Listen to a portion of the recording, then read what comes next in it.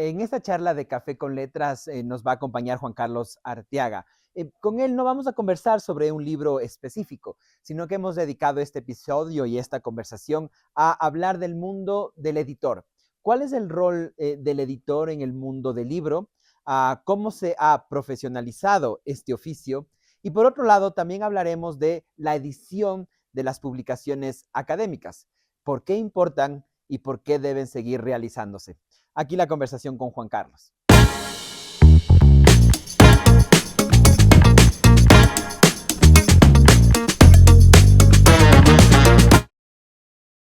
Hola, ¿qué tal? Bienvenidos a otro espacio aquí en Café con Letras. Esta vez nos acompaña Juan Carlos Arteaga. Él es doctor en literatura latinoamericana y además ahorita mismo dirige una maestría en edición en la Universidad Andina del Ecuador. Con Juan Carlos vamos a hablar, ya lo habíamos hecho en algunos otros entregas y capítulos de Café con Letras, sobre el mundo editorial, con énfasis sobre todo en el rol del editor y el rol de la edición de libros y productos académicos. Juan Carlos, ¿qué tal? ¿Cómo estás? Buenos días, qué gusto poder estar aquí nuevamente. Gracias a UDLA Channel por la invitación. Siempre es un placer el poder compartir con ustedes. Tú tienes mucha experiencia, Juan Carlos, en el mundo del libro. Primero, también eres escritor, te has dedicado un poco más a hacer ensayos en los últimos tiempos, diriges tu propia editorial, a Caracola Editores. Digamos, estás en el mundo del libro y en el mundo del editor. En esta entrega, como les decía, vamos a hablar un poco más sobre ese rol del editor. Cuando la gente dice en Ecuador, soy editor, suele imaginarse a alguien que hace corrección de estilo, ¿no? ¿Qué está mal con esa apreciación inicial? Digamos que es una mirada muy limitada, ¿no? Es como mirar solamente una partecita de todo lo que la edición significa. La edición tiene que ver con el proceso editorial, es decir, con los pasos que tú llevas adelante para tener una publicación de calidad, pero tiene que ver también con la gestión. No nos sirve de nada que nosotros hagamos libros y que los libros estén en una oficina estatal, en una universidad, Los libros tienen que llegar a los lectores. Por tanto, ¿cuál es la gestión que se debe realizar para que esos productos, ¿sí?, literarios, culturales, académicos, puedan llegar a los lectores que se tienen? Y finalmente, algo que se empieza a discutir en Ecuador y que en realidad somos los pioneros desde la universidad para construirlo, la cultura editorial. ¿Qué significa tener una cultura editorial? El sector editorial es un sector extremadamente precario. Imagínate que muchos de los correctores, ilustradores, diseñadores, ni siquiera hacían contratos. Los autores mismos no hacían contratos. A veces era un mail que tú enviabas, ¿sí? Entonces necesitamos instaurar esta cultura editorial. ¿Qué significa tener? ¿Qué significa pensar?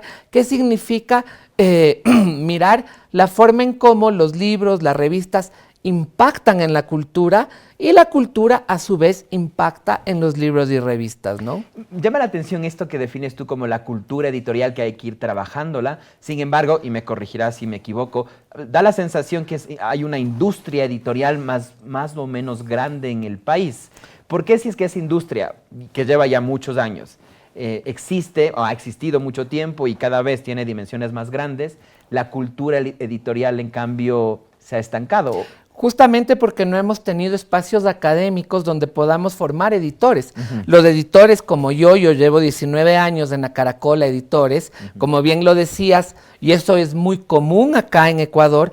Un autor, un escritor, una escritora monta su propia editorial y después es funcionario público alrededor de la cultura y después es profe. Son como espacios intercambiables, ¿no? Porque el sector es muy pequeño. Entonces, un editor como yo, 19 años, lo aprendí lo aprendí como un oficio. Es decir, lo aprendí haciendo y haciendo y haciendo en la práctica. Otras tradiciones, por ejemplo, Argentina, México, España, por solamente hablar del idioma, de la lengua en español, tienen formación en edición 20 años, 30 años, 40 años. y acá en Ecuador no existía. Por eso es que la discusión sobre esta cultura editorial, sí, no se la tenía. Pero ojo, eso no significa que no hayan existido editores o que no hayan existido productos editoriales. Claro. Desde que Eugenio Espejo está haciendo Primicias de la Cultura de Quito, nosotros ya tenemos un pensamiento editorial, una cultura editorial, un país que está forjándose a través de estos productos. Fíjate que es tan importante los libros y las revistas que sigue siendo el artefacto con el cual nosotros guardamos el conocimiento y enseñamos a las nuevas generaciones. Justamente mencionabas, y te iba a preguntar sobre estos espacios como Argentina, como España, como México, ¿no es cierto?, que hablan nuestro idioma. La diferencia de esa cultura y ese espacio editorial, entonces, intuyo, está justamente en que desde hace muchos tiempos hay una oferta académica, universitaria, que va formando y profesionalizando a este oficio, ¿o hay otros elementos que quisieras añadir? Hay otros elementos que yo quisiera añadir que tienen mucho que ver con la migración de ciertos intelectuales españoles por la época de Franco, principalmente a México y Argentina.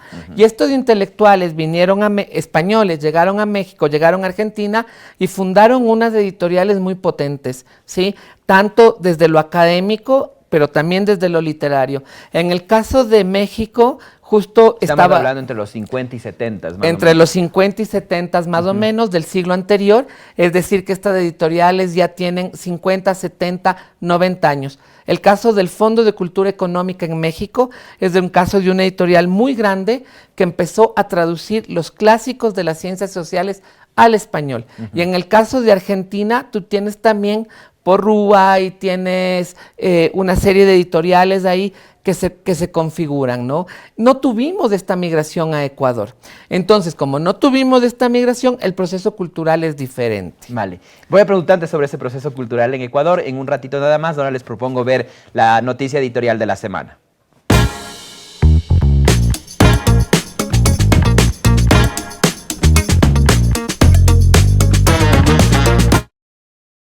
En medio de la rutina y las pantallas, encontrar un momento para desconectarse puede ser difícil.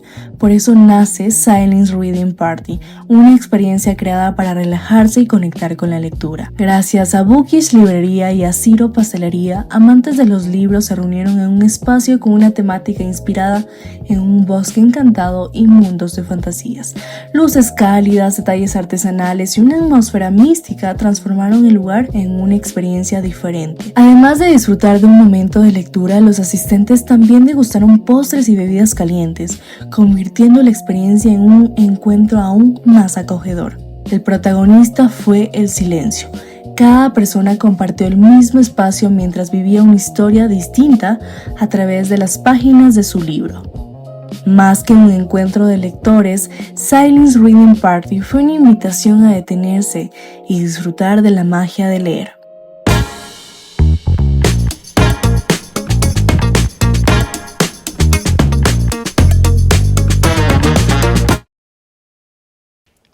Estábamos conversando sobre esos procesos editoriales de referentes en este mundo, como en nuestro idioma al menos, en España, en Argentina, México.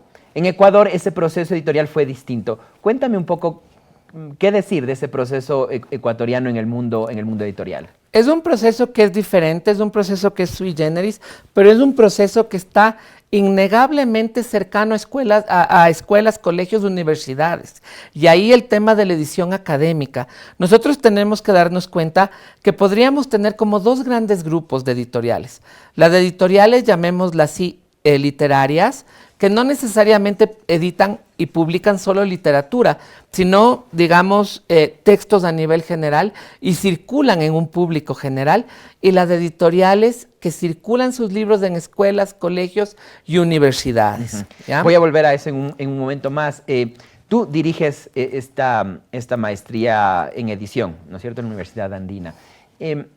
¿Qué tipo de perfil de personas están ingresando o estás viendo o estás detectando que ingresan a estos espacios? ¿Son escritores? son correctores de estilo. Son personas que se encuentran dentro del ecosistema de libros de alguna forma. Algunos de ellos son editores también de oficio, como yo, que necesitan o que buscan su titulación, pero otros son más jóvenes, quieren montar su editorial. Algunos de ellos también vienen del mundo del diseño, algunos son libreros, otros quieren ser distribuidores. O sea, tú tienes diferentes engranajes de esta cadena. Y enlazando con lo que me preguntabas antes, tenemos una industria editorial en Ecuador bastante montada. Yo no sé si podemos decir que sea grande o pequeña, porque todo depende de con qué la comparemos, pero hay una industria, existe una producción local y una forma en cómo construimos productos editoriales. El perfil de las personas que se encuentran en la maestría es alguien que quiere trabajar dentro de esta cadena. Cuando dices una industria editorial montada, estamos hablando de producción de libros y después de espacios de distribución. Así es. Me pregunto el espacio de la audiencia. ¿Sí? Sí. Son lectores y nosotros tenemos, ¿sí?, que siempre hay este prejuicio de que en el país no se lee, ¿no? Sin embargo, según la Cámara Ecuatoriana del Libro, para el año 2024, que son... Perdón, para el año 2025, que son las últimas, 2024, que son las últimas cifras que ellos han presentado y la presentaron a mediados del año 2025, ¿sí? La producción editorial en el país ha crecido casi al doble. La producción. Sí, porque se contrajo con la pandemia. Ya. Desde la pandemia hicimos menos libros y se ha ido produciendo. ¿Cómo lo cuentan ellos? A través de los códigos de barras que solicitan los editores o las editoriales. Solo en el año 2024 ha crecido al doble. Tenemos que preguntarnos cuántos de estos libros se venden, cuántos de estos libros se leen. Seguimos ahora charlando con Juan Carlos. Primero presentamos el primer top de la semana.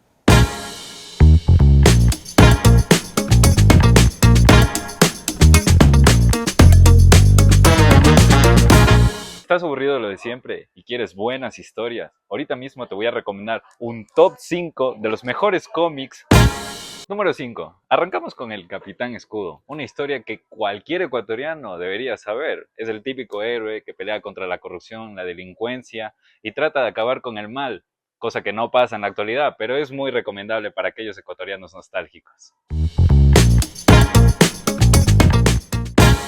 Bueno, y vamos con el número 4. Que creo que les va a encantar a muchos los fanáticos de Marvel, que es Carnage Extremo. Después de la típica película o del típico cómic de Eddie y Dylan, la pelea que hubo entre ellos, viene Carnage Extremo con Cleidos, donde todos los simbiontes se unen para pelear contra la Fundación Vida. Page, Scream, todos ellos. Es una absoluta locura, así que se los recomiendo. Y vamos a entrar al top 3. Se preguntarán quién es el tercero. Pues, sin ningún tipo de dudas, Amazing Spider-Man. Y sobre todo el regreso de Black Cat, donde Felicia Hardy y Peter Parker tienen una relación muy complicada. La arrastra un mundo de robos, adrenalina, pero aquí hay un serio problema. Felicia Hardy ama al héroe, como todos. ¿Quién no ama a Spider-Man? Pero odia la personalidad y la ética que tiene Peter Parker, esa vida común. Así que si te interesa el drama, esta te recomiendo. Y arrancamos el top 2. Sin ningún tipo de dudas, la historia de Miles Morales. Tras la caída de Peter Parker, Miles Morales adquiere un legado que ni siquiera él pidió. Nuevos poderes, un chico de Brooklyn, tranquilo, que deberá acostumbrarse a su nueva vida. Como lo mencioné, nuevos poderes como invisibilidad, toque eléctrico, un chico que pasa por problemas. Pero si quieres saber la historia tras la caída de Peter Parker y conocer la nueva vida de Miles Morales y cómo va a salvar a la ciudad, pues te recomiendo este libro. Y entramos por fin al top 1, sin ningún tipo de dudas, Maus, que tal vez no es un cómic como tal, como todos piensan, pero es una biografía documental de Art Spiegelman que le hace una entrevista a su padre de cómo sobrevivió a los campus nazis. Algo increíble, ¿verdad? Pero lo cuenta de una manera muy diferente, usando nada más y nada menos que animales. Ratones para los judíos, gatos para los nazis, y logra algo espectacularmente que nadie nunca más ha logrado, que incluso ganó un premio, el premio Pulitzer. Pero bueno, no estamos hablando de premios, no estamos hablando como tal de la historia de Maus, porque te recomiendo un montón verla, te recomiendo un montón leerla porque te va a fascinar. Por ejemplo, si te has visto Persépolis. Este es un libro súpermente recomendado.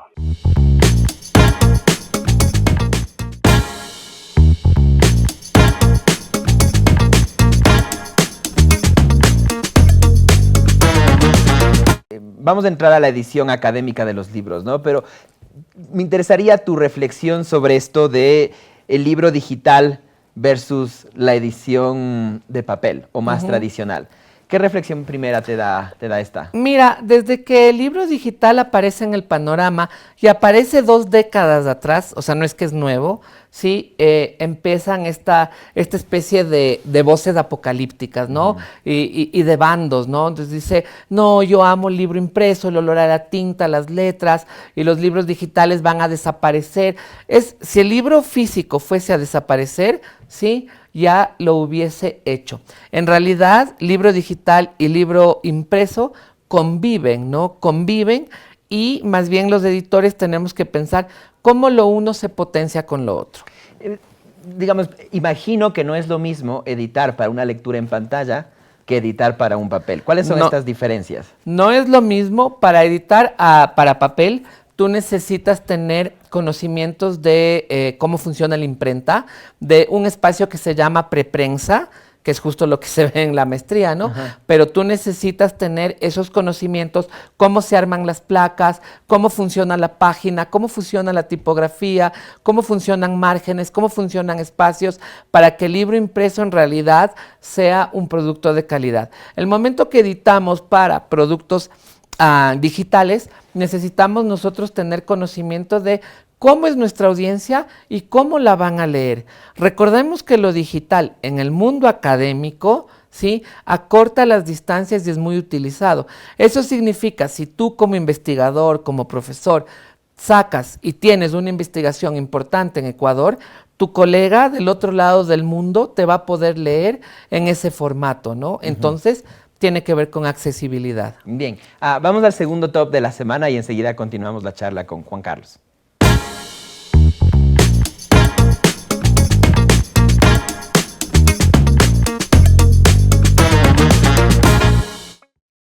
Hoy les traemos el top de los libros más leídos de la librería Bookish. Historias intensas, mundos fantásticos y hasta filosofía mezclada con cultura pop. Veamos por qué tantas personas lo están eligiendo. Empezamos con este increíble libro, Comerás flores, de Lucía Soya Sobral. Este libro ha llamado la atención por su historia impactante y su capacidad para conectar con emociones profundas.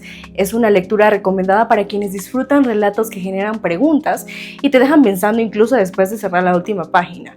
Si te gustan las historias que conmueven y rompen la rutina, este libro puede sorprenderte. En el segundo puesto tenemos Bestiario de Star Wars Volumen 1, escrito por Bende, una opción ideal para fanáticos de esta saga y para quienes aman descubrir criaturas y mundos extraordinarios. Más allá de ser una guía visual, permite conocer detalles curiosos del universo de Star Wars, ampliando la experiencia de quienes ya conocen las películas o quieren adentrarse más en ellas.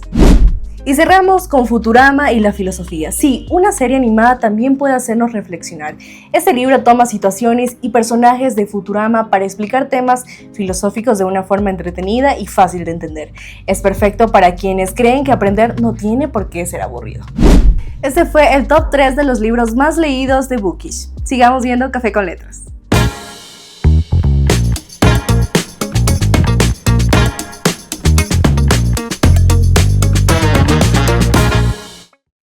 En la última feria del libro aquí en Quito, Juan Carlos, hubo este fenómeno que a mí me llamó la atención, que seguramente ya está pasando hace algún tiempo en el mundo editorial, y es que en estas nuevas plataformas como Wattpad aparecen nuevas figuras del mundo editorial que tal vez no estaban pensadas en un inicio, pero que aparece con un boom de popularidad en estas plataformas sociales y se les oferta o se les ofrece la publicación de libros en otras plataformas.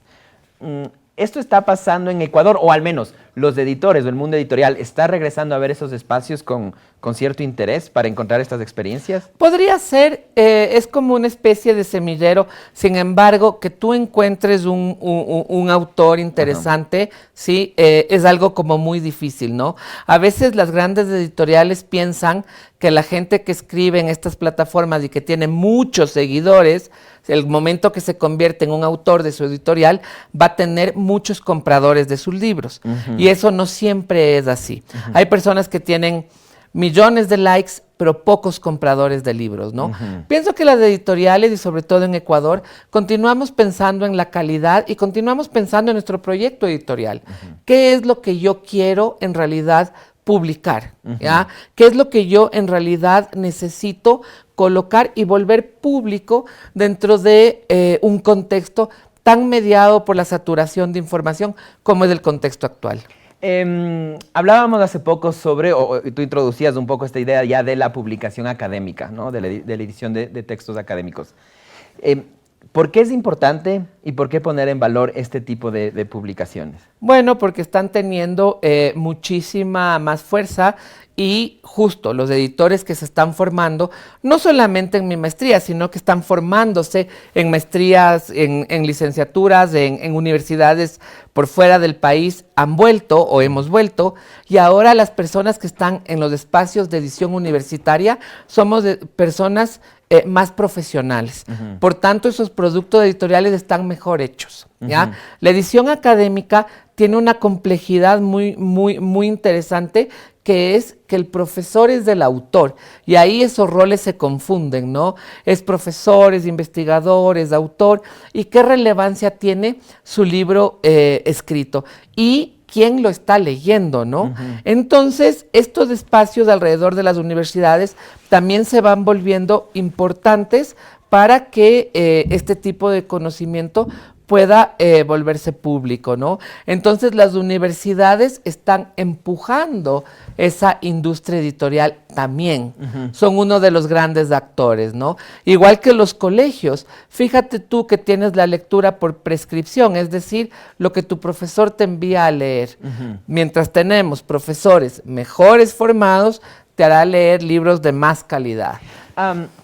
Conversábamos hace poco también con Susana Salvador, que la conoce, está al frente aquí de UDLA Ediciones, y conversábamos un poco sobre la publicación académica, ¿ya? Y uno de los grandes retos era a ver cómo que esa publicación académica logre romper las barreras de los nichos de lectura para llegar a espacios más amplios, y ahí hay algunas iniciativas que nos comentaba Susana Salvador, que hacen UDLA Ediciones y demás. La pregunta es, para lograr romper esas barreras de audiencia, ¿hay algo que puede hacer el editor de su espacio? Por supuesto. Si tú tomas un libro académico de los años 90 o de inicios de los 2000 y lo comparas con un libro académico actual, tú te das cuenta que los criterios estéticos, colores, tipografías, márgenes, sí, han sido integrados, introducidos, porque antes se pensaba que como era un libro académico, sí, tenía que ser feo, no tenía márgenes, una letra chiquitita. Ahora hemos ido aplicando esos criterios estéticos, ¿no? El libro académico tiene que ser estético, tiene que ser un libro de alta calidad, no solo por lo que está diciendo, sino por cómo se ve, en donde estos estándares tienen que ser aplicados como si estuvieses editando la última novela de García Márquez, ¿no? Y yo pienso que ahí Susana tiene muchísima experiencia, editora que respeto, por supuesto, muchísimos años de experiencia, y ha venido en el catálogo de UDLA, que lo conozco, ha venido haciendo un trabajo, sí, fuerte, de ir integrando estos elementos estéticos a los libros académicos, ¿no? Por lo tanto, para el lector, una de las maneras de romper estos nichos de lectura que llamas es justamente que el lector tome este libro académico, ¿sí? Y sienta placer al leerlo, lo pueda ver, pueda disfrutar, tenga criterios estéticos. Vamos culminando, les presentamos la recomendación de la semana y regresamos para cerrar la charla.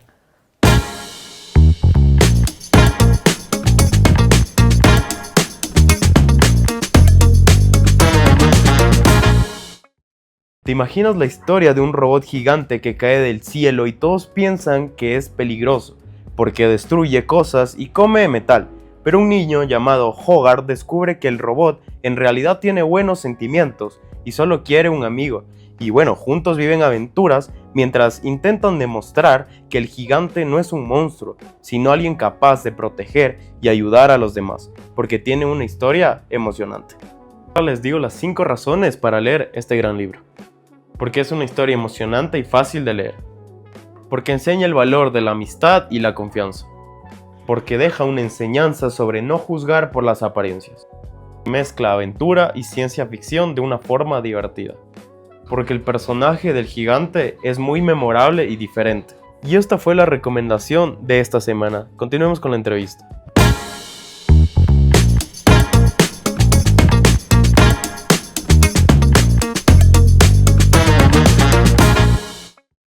Volvemos entonces con Juan Carlos. Quisiera ahora preguntarte un poco sobre, tú diriges La Caracola, digamos también es una editorial que se dedica básicamente, bueno, me dirás ahora mejor, a la literatura, pero también tiene otros espacios de salida. ¿Cómo ves un poco el futuro de estos espacios editoriales en la ciudad, en el país? ¿Hacia dónde hay que direccionarte? ¿Hay que cambiar? ¿Cómo integran las inteligencias artificiales? La edición, como te lo venía diciendo, es un proceso que viene profesionalizándose, que venimos ya con una generación de editores ya profesionales, que hacemos las cosas diferente, ¿sí? Que aplicamos criterios estéticos hacia todo lo que tiene que ver con los productos académicos. La edición está cuidada, digámoslo así. Además de eso, la maestría y la formación, seguimos formando los nuevos editores, ¿no? Está cuidado. Pero en ese gran ecosistema, yo hice una investigación alrededor de la edición, hablaba con Javier Michelena, el editor de Paradiso, ¿sí? Esta mítica editorial que tiene más de 30 años, que publicó libros de emblema allí, un poco políticos en cierto momento, ¿ya?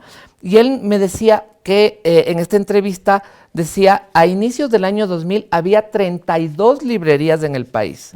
32, aparte de las librerías independientes, 32 librerías entre grandes, pequeñas, palabras de Javier Michelena. Actualmente existen 2, ¿ya? Entonces vemos una reducción de las librerías. En realidad, desde esa perspectiva, ¿cómo podemos los editores continuar haciendo productos editoriales si no tenemos los puntos de venta?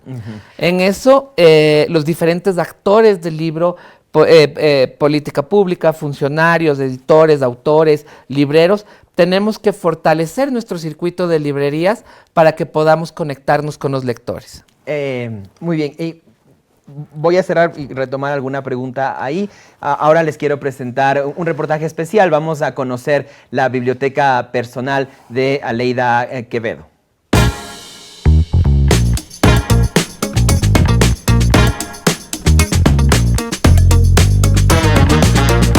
El día de hoy en Café con Letras nos adentramos en la casa de Aleida Quevedo.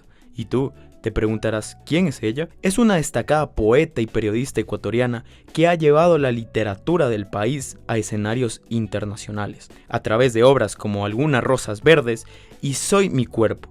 Su poesía ha logrado transmitir emociones profundas, convirtiéndola en una de las voces más importantes de la literatura ecuatoriana contemporánea. ¿Cuántos libros en total tú tienes acá?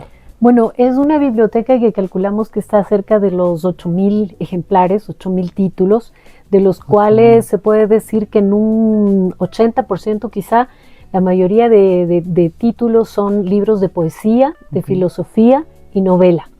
Y hay algunos libros también de historia y de ensayo literario muchísimos, y también una gran variedad de revistas. Es una biblioteca que la hemos ido haciendo, construyendo y alimentando a lo largo de más de 30 años, porque no es una biblioteca solo de la escritora Aleida Quevedo, sino también es la biblioteca de 2 poetas, porque yo estoy casada con un poeta ecuatoriano muy importante. Y claro, entre los 2 hemos ido intercambiando libros, trayendo libros de otros países, comprando libros en ferias de libro, en librerías, en Quito, en otros países. Entonces es una construcción, digamos, de pareja. Al compartir el mismo oficio, el amor por los libros, por la literatura, por la poesía, la biblioteca también se ha ido alimentando de todo lo que hemos ido aportando los 2. De hecho, yo empecé a escribir cuando tenía 13 años, muy niña, y después hice un taller de literatura cuando tenía 15. En este taller de escritura creativa estuve 3 años, y mi primer libro se publica cuando cumplo 18 años. 18 años. Y empecé la carrera de periodismo en la Universidad Central, que era la única que ese momento te ofrecía la carrera, y comencé a estudiar periodismo y al mismo tiempo a escribir. Nunca me he apartado de los 2 oficios, ¿no? Entonces, a mí me gusta mucho el tema, por ejemplo, de las entrevistas literarias y de los ensayos literarios De hecho, mi más reciente libro, que es este, se llama En el río del lenguaje. Es un libro que reúne ensayos sobre poetas ecuatorianos y entrevistas a 5 grandes poetas hispanoamericanos que a mí me han enamorado siempre su trabajo.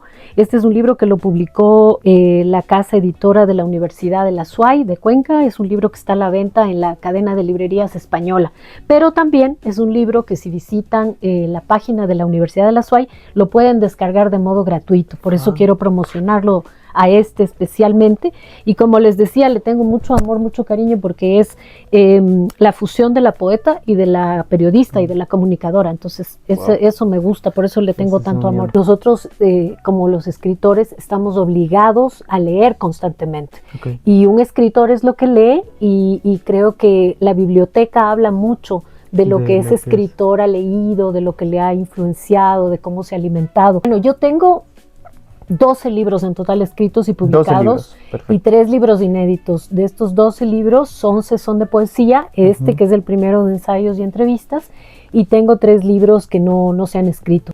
Pienso que cada vez es menos importante publicar. Creo que lo más interesante es escribirlos y estar bien contigo mismo con esa manera de expresión que para mí es la escritura. Si alguien quisiera conocer más de la obra, por ejemplo, mía, creo que la biblioteca hablaría mucho de eso, ¿no? Porque aquí está todo lo que me ha ido formando a mí, todo lo que estéticamente yo he ido construyendo, todas las inquietudes, los viajes, ¿no? Yo pienso que la biblioteca de un escritor es como una especie de cápsula sin tiempo. Tú puedes encontrar muchas culturas, muchos viajes, muchos personajes, mucha memoria, ¿no? Porque cada libro que encuentras aquí te va a hablar de ese país, de esa cultura, de esa geografía, de esa sensibilidad de determinado pueblo, ¿no? Que, por ejemplo, a mí de niña me inculcaron mis padres, me inculcaron el amor por la lectura. Ellos todas las noches nos leían cuentos y nos leían biografías y pedazos de biografías o de historias,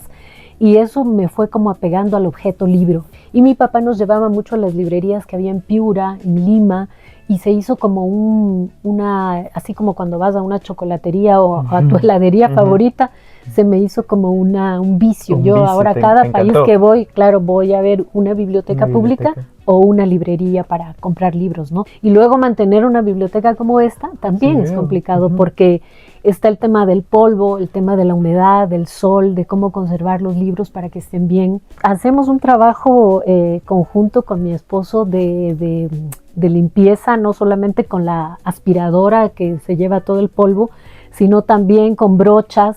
Y además, uno por uno y pasándole, por ejemplo, este feriado largo lo aprovechamos para limpiar mucho. Así es que también estás tú aquí y no estás persiguiendo polvo porque hicimos un trabajo.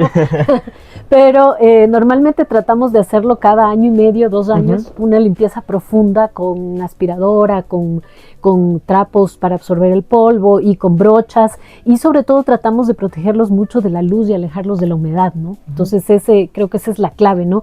Y claro, los libreros de madera también son una maravilla para poderlos conservar. Y esta casa tiene 30 años y claro, la biblioteca estuvo desde siempre con nosotros. Cada uno, ya cuando nos casamos, tenía su propia biblioteca pequeñita y las fuimos uniendo y luego fuimos creciendo, ¿sí? La biblioteca habla de todo este tiempo juntos, ¿no? ¿Tú te has leído todos estos libros que tienes acá? No, los 8000 no creo haberme leído, no, pero creo que al menos, bueno, es que no sé, en estos ya casi, yo tengo 54 años, imagínate, empecé a escribir a los 13, pero no sé cuántos libros habré leído en todo este tiempo, pero lo que sí te puedo decir es que mis poetas de cabecera o los autores que a mí me gustan, yo tengo el vicio de volver sobre ellos, conforme pasa el tiempo, los vuelvo a leer después de 10 o 20 años, a releer, y esa revisitación que hago me llena mucho y me permite con la experiencia y con el paso del tiempo entenderlos de otra manera, comprender de otra manera los personajes, el sentido, el contenido del libro, y creo que es como distinto, es decir, en algunos libros toca volver a a revisitarlos, porque yo creo que a la luz de este momento, de este tiempo de guerra, de incertidumbre, de redes sociales y de tantos conflictos, sí hay autores que se adelantan cuentan en el tiempo, ¿no? Que te para cuentan una contarte qué es cosa, lo que puede pasar. exactamente, Ok. como otros escenarios posibles, o a la luz de ese pensamiento que ellos plasmaron hace 30 o 100 años, vuelve sobre ese libro. Es decir, esa es la maravilla. Y yo creo que la experiencia de sentir un libro, de tocar el libro, de olerlo, de aprender cómo se escribe determinada palabra, si va con Z al final lombriz o no va lombriz con Z al final, yo creo que es mucho más importante para el cerebro captarlo en el libro físico. Y creo que además del placer de meterte a la cama o de meterte al sofá o tirarte en la hierba con un libro físico, nadie te lo quita, ¿no? Nadie. Es una cosa maravillosa eso, pero creo que son sitios ahora como olvidados, ¿no? Entonces a mí me parece que los fines de semana o los viernes tarde los papás tienen que ir de la mano con los chicos a las bibliotecas. Creo que hay que hacer ese trabajo de volver a disfrutar de ese espacio que es la biblioteca. Y así concluimos este reportaje junto a Leida, entre libros, poemas y recuerdos que marcaron su vida. En esta biblioteca no solo se guardan historias escritas por otros, sino también conserva las suyas.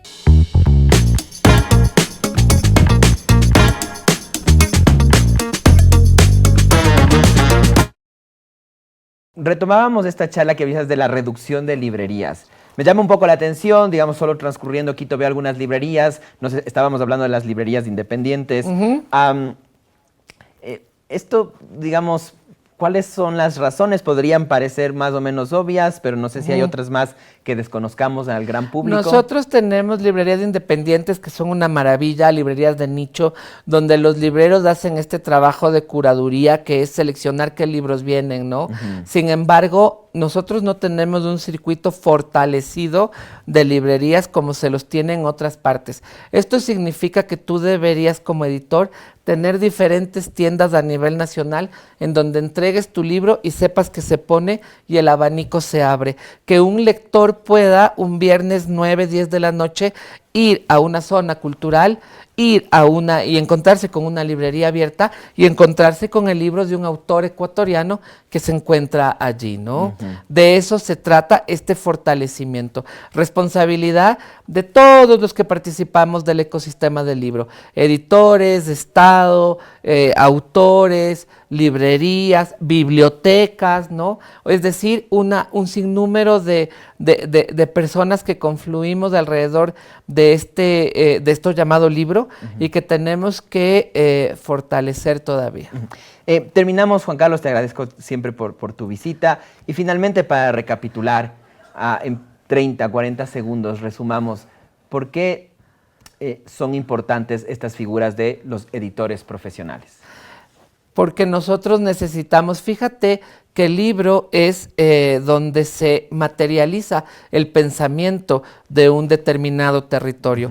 Por lo tanto, el editor es la persona que guarda esa memoria, que guarda ese conocimiento, que guarda esa escritura, que guarda ese lenguaje. ¿Sí? Con editores más profesionales tendremos mejores formas de hacer este servicio de guardar, ¿no? De ser custodios de esa memoria. Juan Carlos, muchas gracias por tu tiempo y por haber estado aquí. No, un gusto y nuevamente muchísimas gracias por el espacio, por la invitación. Y con ustedes será hasta una próxima entrega de Café con Letras. Un abrazo.